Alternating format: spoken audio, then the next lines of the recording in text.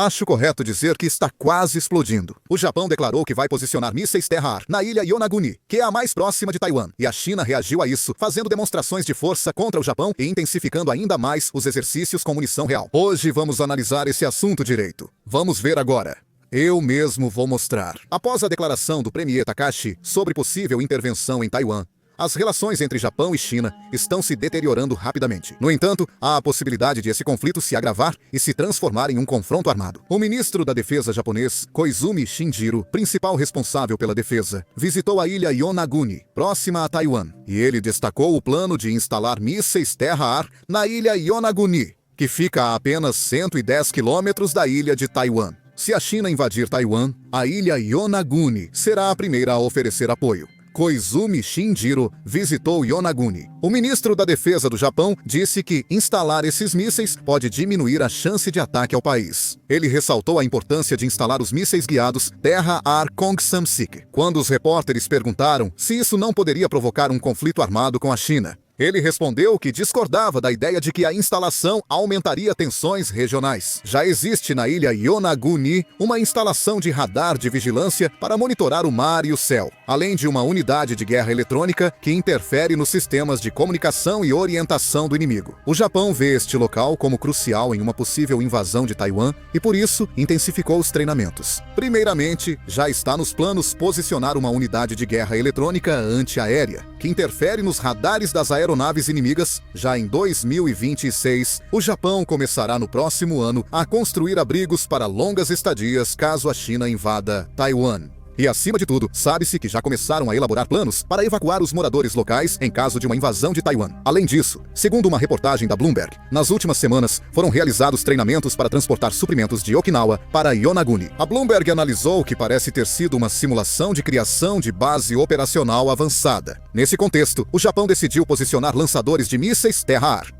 Como era de se esperar, a China está reagindo com muita irritação a essa decisão. A China segue fazendo exercícios com munição real no Mar Amarelo e treinamentos por Fujian, mostrando prontidão militar. Eles divulgaram um vídeo chamado "Se a batalha começar hoje, esta será minha resposta", mostrando sua prontidão para o combate. Mas a China também realizou exercícios em áreas próximas à zona econômica exclusiva da Coreia do Sul. O porta-voz do Ministério da Defesa da China foi perguntado sobre o plano do Japão de instalar mísseis. Ele enfatizou que, se o Japão ultrapassar a linha, mesmo que seja um pequeno passo e provocar um desastre por conta própria, inevitavelmente pagará um preço doloroso. Porta-vozes do governo chinês e a mídia estatal aumentam a indignação e ataques ao Japão. O jornal estatal chinês Huankyu Shibao também publicou um editorial, afirmando que isso equivale a invocar o espectro e a sombra do militarismo que estava adormecido há muito tempo. Destacou ainda que todos os países do mundo, especialmente os vizinhos asiáticos, devem estar atentos ao extremo perigo representado pelo novo militarismo japonês, essa nova semente tóxica. A Rússia também está se juntando a isso. O Ministério das Relações Exteriores da Rússia acusou o Japão de fornecer armas letais e criticou o governo japonês por seguir ordens dos Estados Unidos da América. Além disso, a Rússia demonstrou uma postura de cautela em relação ao Japão, dizendo que compartilha uma posição semelhante à da China. Também declarou que responderá de forma enérgica a isso. O Japão está enfrentando uma pressão abrangente por parte da China e da Rússia. O problema é que os Estados Unidos parecem estar apenas observando essa situação sem agir. De acordo com um relatório exclusivo do Wall Street, no dia 26 de novembro, o presidente Trump teria mencionado durante uma ligação telefônica com o primeiro-ministro Takaichi que seria necessário diminuir a intensidade dos comentários relacionados a Taiwan. Durante o conflito entre Japão e China, iniciado após a declaração do premier Takaichi sobre uma crise existencial em Taiwan, os Estados Unidos da América não demonstram apoio público ao Japão,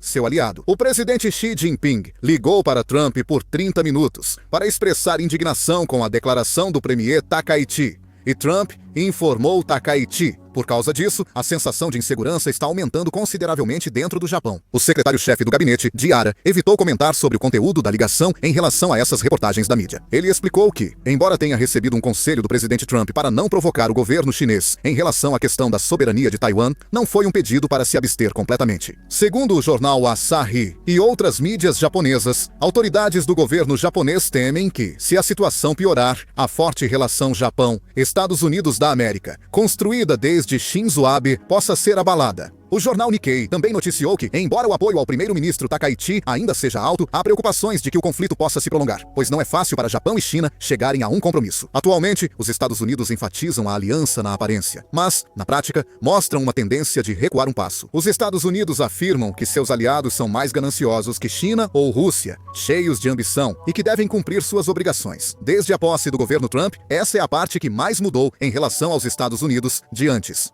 É exatamente essa mudança que mais preocupa o governo japonês. O governo Trump está colocando a questão dos custos em primeiro plano e transferindo ainda mais responsabilidades para os aliados. Nos Estados Unidos da América, aumenta o questionamento sobre jovens serem enviados a conflitos na Ásia, e Trump usa isso politicamente. Com esse movimento, o Japão precisa ampliar o papel das forças de autodefesa, reforçar armas e garantir dissuasão independente. Os Estados Unidos também sabem disso. Por isso, Donald Trump pediu ao premier Takaichi cautela nas declarações sobre Taiwan, mas não detalhou o alcance da intervenção da Aliança Estados Unidos da América, Japão. O Japão quer garantia de que os Estados Unidos da América intervirão automaticamente em emergências, mas os Estados Unidos da América evitam afirmar isso claramente. Isso é justamente o fortalecimento da ambiguidade estratégica, e é a abordagem mais realista que os Estados Unidos escolheram para a questão de Taiwan. Para os Estados Unidos da América, um confronto direto com a China é o pior cenário, pois ambos são economicamente ligados, e a questão militar é complexa. Por isso, os Estados Unidos da América devem conter a China sem guerra. Agora, é vantajoso para os Estados Unidos da América que o Japão esteja na linha de frente. Se o Japão conter a China na linha de frente, os Estados Unidos da América poderão liderar o leste asiático sem muitos gastos. O Japão está construindo infraestrutura militar, mantendo uma postura firme de não se aproximar da China e enviando ativamente mensagens de que irá intervir em caso de emergência em Taiwan, desempenhando esse papel. Os Estados Unidos observam e fornecem apenas o atraso mínimo necessário. Os Estados Unidos da América agora adotam uma retirada calculada. Não apenas observam. Nessa situação, o Japão enfrenta duas pressões. Primeiro,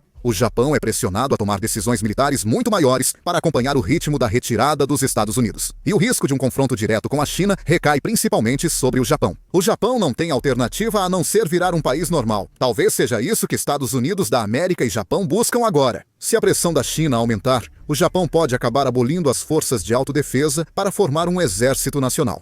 Já há movimentos nesse sentido no país. Por isso, acho que talvez estejam expondo essas informações intencionalmente através da mídia. A aprovação do primeiro-ministro Takaichi segue alta. Em pesquisa da 3KFNN, ele teve 75,2% de aprovação. No Japão, aprovações de 70% após a posse do primeiro-ministro não são incomuns. Considerando que na maioria dos casos a taxa de aprovação caía para menos de 50% em até 4 meses, a aprovação do primeiro-ministro Takaichi está sendo considerada excepcional até mesmo no meio político. Logo, surgiram fenômenos de fandom sobre o primeiro-ministro Takaichi nas redes sociais japonesas. Com linguagem clara e performance marcante, ele tem grande apoio dos jovens, aumentando a popularidade do primeiro-ministro Takaichi. Muitos especialistas acreditam que, se o Japão continuar nessa direção, sua postura só ficará mais firme e não mais branda. A Coreia está apenas observando essa situação sem dizer nada. Enquanto Japão e China brigam, é curioso ver a Coreia adotando postura amigável para ajudar seus aliados. Após o primeiro-ministro Takaichi dizer que Dokdo é do Japão, o governo chinês declarou firmemente que Dokdo pertence à Coreia. A China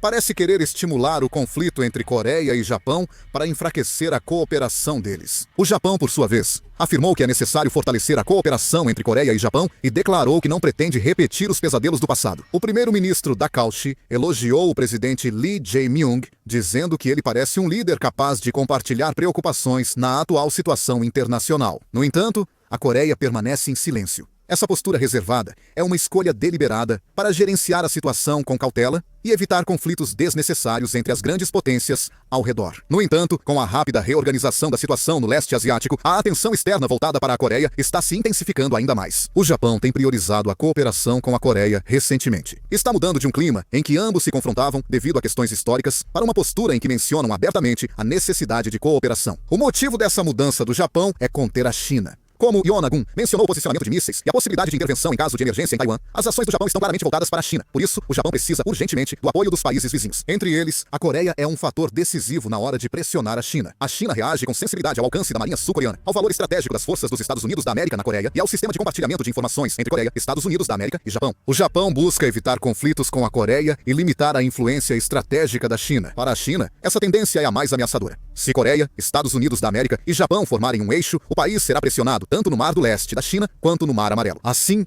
A China passou a enviar mensagens amigáveis à Coreia quando o conflito com o Japão se intensificou. Quanto mais forte a cooperação entre Coreia e Japão, maior a oposição para a China, que por isso busca criar divisões. Do ponto de vista da Coreia, essa situação é tanto uma oportunidade quanto um fardo. Com cooperação mais forte entre Coreia e Japão, a Coreia amplia seu espaço diplomático e conta com o apoio dos Estados Unidos da América. Mas, ao mesmo tempo, se fortalece a estrutura em que a Coreia é forçada a fazer escolhas estratégicas entre duas grandes potências, China e Japão. A China busca evitar que a Coreia do Sul se aproxime dos Estados Unidos da América e do Japão, enquanto o Japão tenta atrair a Coreia do Sul para conter a China. Nesse contexto, o principal desafio para a Coreia não é de que lado ficar, mas sim como manter o equilíbrio. O turbilhão em torno da Coreia hoje não vem de reconciliação emocional, mas da pressão geopolítica de potências tentando atraí-la para seus lados. Por isso, dependendo da escolha que a Coreia fizer, a dinâmica do conflito entre Japão e China também poderá mudar um pouco. Provavelmente, a Coreia continuará mantendo sua neutralidade. O que vocês acham da situação atual? Por favor, deixem suas opiniões nos comentários. Vou encerrar o vídeo. Obrigado.